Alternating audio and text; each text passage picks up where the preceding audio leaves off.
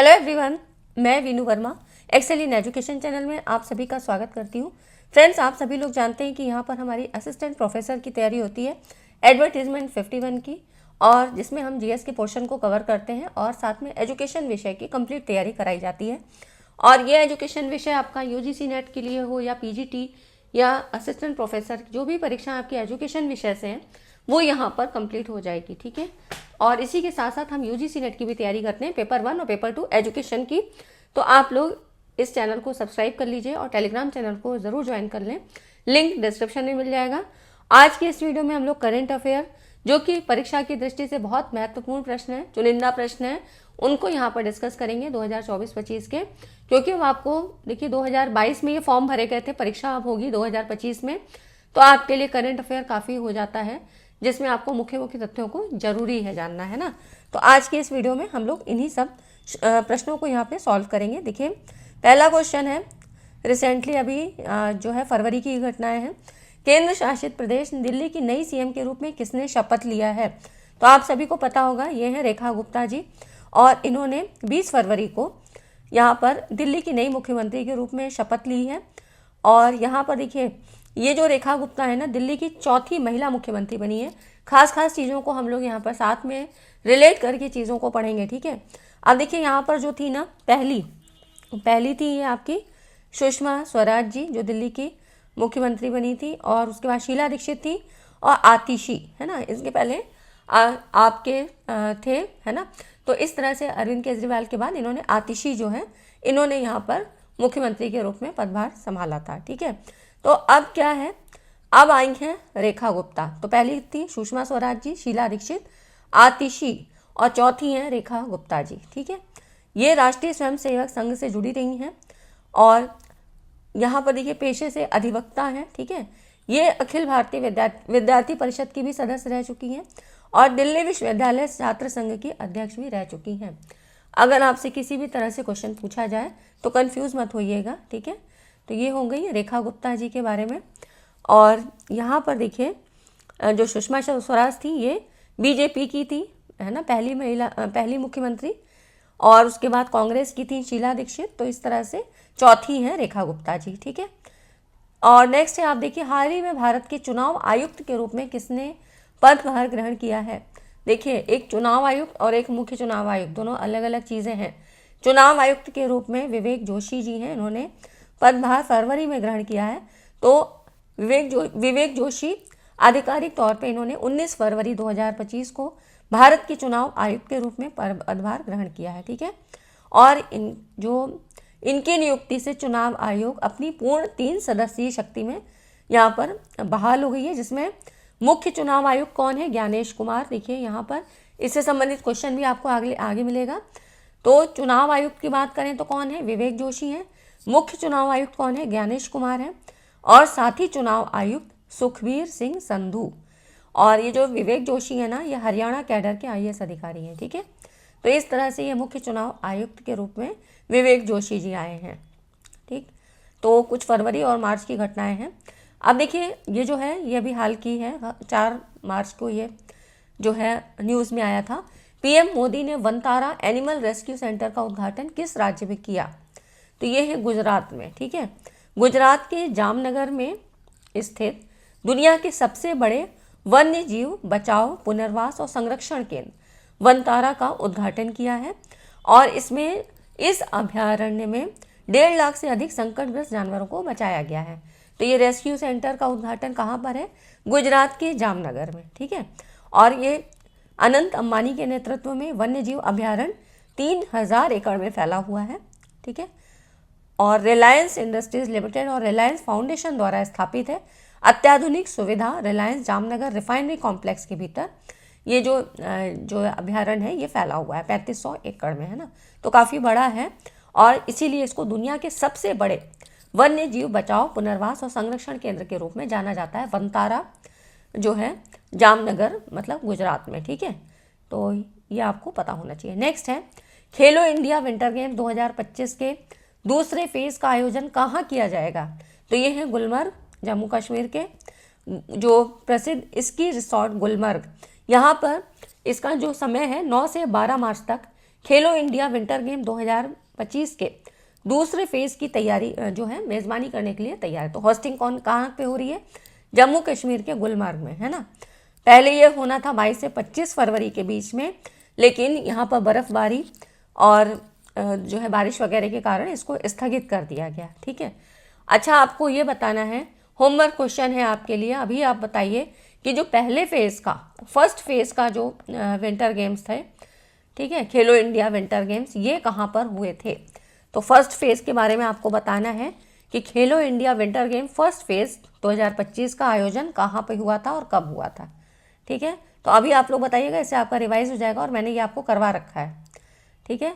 Next है, आप देखिए, किसे हाल ही में काउंसिल ऑफ इंडिया का अध्यक्ष चुना गया है। तो ये है मनन कुमार मिश्रा, है ना। इन्हें bar council of India BCI का निर्विरोध अध्यक्ष चुना गया है, ठीक है, BCI bar council of India, और ये 7वीं बार ऐतिहासिक रूप से ये अध्यक्ष चुने गए हैं, ठीक है। तो मनन कुमार मिश्रा जी को, ये वरिष्ठ अधिवक्ता हैं, इनको लगातार 7वीं बार ऐतिहासिक रूप से bar council of India BCI का अध्यक्ष चुना गया है, ठीक है। तो इस तरह से ये सारे जो पर्सनैलिटी से क्वेश्चन आपके बनते हैं ये पता होना चाहिए। और इससे पहले भी मैंने आपको कई एक वीडियोस दी जिसमें सारी चीज़ें इंपॉर्टेंट हैं। आप कोई भी क्वेश्चन देख के ये नहीं कह सकते हैं कि ये इंपॉर्टेंट है, ये नहीं है, है ना। तो जो भी चीज़ें हैं वो आप देखिए, आपके लिए हेल्पफुल होंगी। और काफ़ी मैंने PDF भी दे दी है, टेलीग्राम पे जाके आप उनको देख लीजिए। बाकी जैसे तैयार हो जाएंगी वो आपको दे दी जाएंगी, ठीक है। यहाँ पर देखिए, अगला जो क्वेश्चन है, महिला इंडोर शॉटपुट में किसने हाल ही में नया नेशनल रिकॉर्ड बनाया है। तो ये है कृष्णा जयशंकर। अब इम्पॉर्टेंट क्यों है? क्योंकि ये पहली भारतीय महिला बनकर इन्होंने इतिहास रचा है। 22 वर्षीय हैं, भारतीय एथलीट हैं कृष्णा जयशंकर। इन्होंने इंडोर शॉटपुट में 16 मीटर का आंकड़ा पार किया है। इंडोर शॉटपुट क्या होता है? शॉटपुट देखिए एक गेम है, एक एथलेटिक्स खेल है, जिसमें जो खिलाड़ी है, जो शॉर्ट पुट की अगर मैं बात करूं तो एक भारी धातु की गेंद होती है, ठीक है, मेटल की गेंद होती है, और इसको अधिकतम दूरी, मतलब बहुत ज़्यादा रेंज लेके फेंका जाता है। और जो फेंकने वाला होता है, जो खिलाड़ी होता है, वो उसके लिए एक सर्किल निर्धारित किया होता है, उसी से वो वहाँ मतलब उस गेंद को फेंकता है। जितनी अधिकतम दूरी कवर कर लेगा तो वो उसका जो है माना जाता है अचीवमेंट, ठीक है। तो इस तरह से ये शॉर्ट पुट एक गेम होता है। और ये जो ये हुआ था अमेरिका के अल्बुकर्क में Mountain West indoor track and field championship में 16.03 मीटर की थ्रो के साथ ये उपलब्धि हासिल की थी, ठीक है। तो इस प्रदर्शन में एक नया भारतीय इंडोर राष्ट्रीय रिकॉर्ड बनाया, बल्कि उन्हें इस इवेंट में कांस्य पदक भी दिलाया था, ठीक है। तो ये हैं कृष्णा जयशंकर। नेक्स्ट देखिए, काफ़ी इंपॉर्टेंट क्वेश्चन है, हाल ही में IRCTC के साथ किस कंपनी को नवरत्न का दर्जा दिया। तो ये है IRFC। देखिए, 2 रेल कंपनियां हैं, IRCTC Indian railway catering and tourism corporation, ठीक है। तो ये है जो है IRCTC, ये है Indian railway catering and tourism corporation, भारतीय रेलवे खानपान एवं पर्यटन निगम, ठीक है। और दूसरी है IRFC Indian railway finance corporation. ये 2 हैं, 2 रेल जो है रेल की जो है कंपनी है, 2 रेल कंपनियां हैं, इनको नवरत्न का दर्जा दिया गया है, ठीक है। तो इस तरह से ये मतलब इनको नवरत्न का दर्जा दिया है, जिससे वे भारत में 25वें और 26वें नवरत्न केंद्रीय सार्वजनिक क्षेत्र उद्यम बन गए हैं, ठीक है। तो इससे क्या होगा कि काफ़ी इनोवेशन होंगे रेलवे डिपार्टमेंट में, ठीक है। तो इस तरह से ये आपको पता होना चाहिए। अगला जो क्वेश्चन जो मैंने कहा था कि आपको मुख्य चुनाव आयुक्त और चुनाव आयुक्त के बारे में पता होना चाहिए। तो देखिए, भारत के 26वें मुख्य चुनाव आयुक्त के रूप में किसे नियुक्त किया गया है। तो अभी हमने देखा था ज्ञानेश कुमार जी, है ना। तो ये 26वें मुख्य चुनाव आयुक्त CEC चीफ इलेक्शन कमिश्नर के रूप में ज्ञानेश कुमार की नियुक्ति हुई है।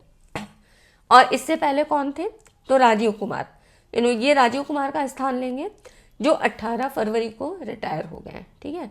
तो ये कुछ इंपॉर्टेंट क्वेश्चन है, ये आपको याद रखने हैं, ठीक है। और वीडियो अच्छी लगी तो वीडियो को लाइक एंड शेयर करिएगा। और जो कोई क्वेश्चन मैं पूछती हूँ उसको आप लोग रिप्लाई ज़रूर किया करिए। बहुत कम लोग रिप्लाई करते हैं, जो लोग करते हैं बहुत अच्छी बात है, ठीक है। तो मैंने आपसे पूछा है कि जो खेलो India winter game first phase of 2025 कब और कहाँ हुए थे। नेक्स्ट है विश्व वन्य जीव दिवस हर साल कब मनाया जाता है? तो ये 3 मार्च को मनाया जाता है। इस वर्ष का थीम क्या था?